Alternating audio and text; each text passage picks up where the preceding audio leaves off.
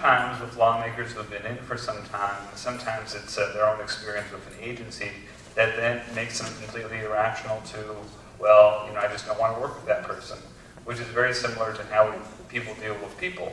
So there's that human element that doesn't explain everyone by far, but sometimes that occurs either. It doesn't make the lawmaker's position right at all, but at least it sheds some light on some of the dynamics.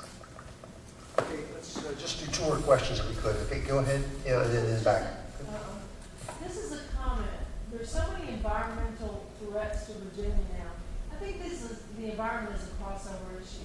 You may have Republicans out there who, in theory, don't want to get behind environmentalism, but when they're building a pipeline in your backyard, and they're doing offshore drilling off your coast, when they're fracking, in the county next to you, Republicans will cross over, vote another way, or call their representatives, and that will make a difference because when it's in their backyard, they don't want it, and that makes all of us environmental.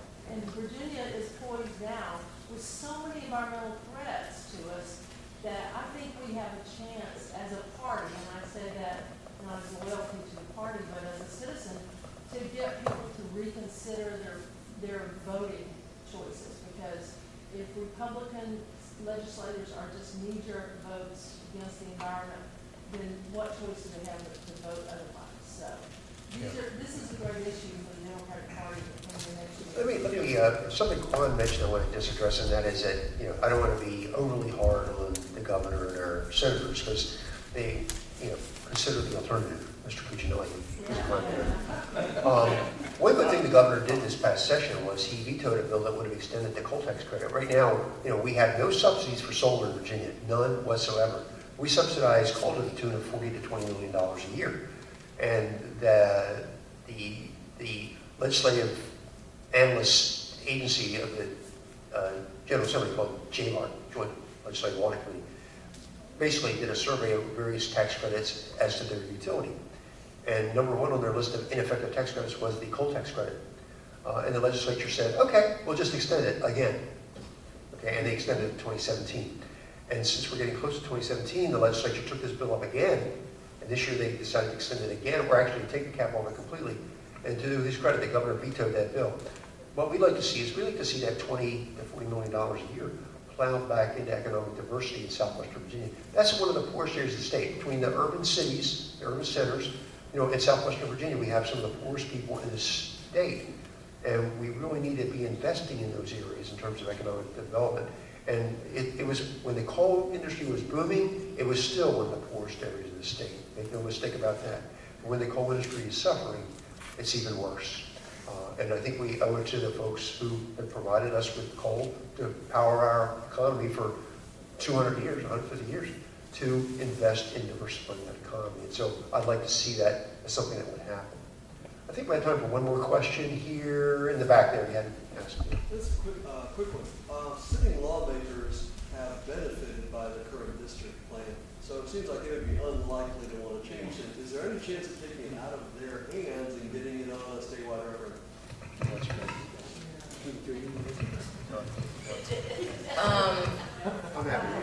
So we had this discussion a little bit, and I think that it has to go through the General Assembly twice. Constitutional amendment. A constitution, or is that what we're asking about, a constitutional amendment? I think a constitutional. Oh, no. Redistricting commission. Well, they can do it without a constitutional amendment, but there also have been efforts to try to do it by constitutional amendment, which is very difficult in Virginia. You have to actually have a bill passed, both houses of the legislature, once before the election and then after an election to pass a constitutional amendment in Virginia. We have some litigation pending in the state right now. There's a case pending that would challenge what's called packing, where they cram all the African Americans into one district. And Bobby Scott's district is one where they've done that. As a result of the Supreme Court case, we're going to see a court order soon to require the lines to be redrawn so that Bobby Scott will not have a district that is so significantly African American. Similarly, a lawsuit has been filed, and not as far along, challenging the House districts as well.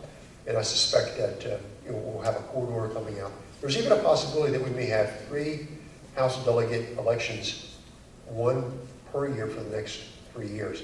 1 this year that we're already in, and then possibly another one next year if the court orders that the lines be redrawn. Okay, and then another one after that. So there's a lot happening in redistricting. I don't think it'll solve the problems, but it's partly there. I think Alexi, you want to add something? More broadly, it's interesting. I started by talking about one of the things we do is trying to get pastors more civically engaged, because they don't often do that as much. In California and other parts of the country, they're starting to figure out, well, how can we get people to vote in malls? Because it raises this broader question of participatory democracy. And the reason that relates to redistricting is a lot of members, if you're a delegate at the local level, or if you're a member of the House, you're spending a lot of time fundraising. And that's not always through people who are your average citizen giving you money and engaging your average citizen. So I think when we look at reforms like this, and in Virginia, I would very much support redistricting, we also need to think about ways that we can encourage civic participation. Because the more people are engaged, you're going to get better outcomes. And the more we encourage folks to spend their time talking to average people and really understand the issues in their district, that's going to be a better outcome in terms of a policymaker as well. So thank you all for your attention and your interesting questions this evening.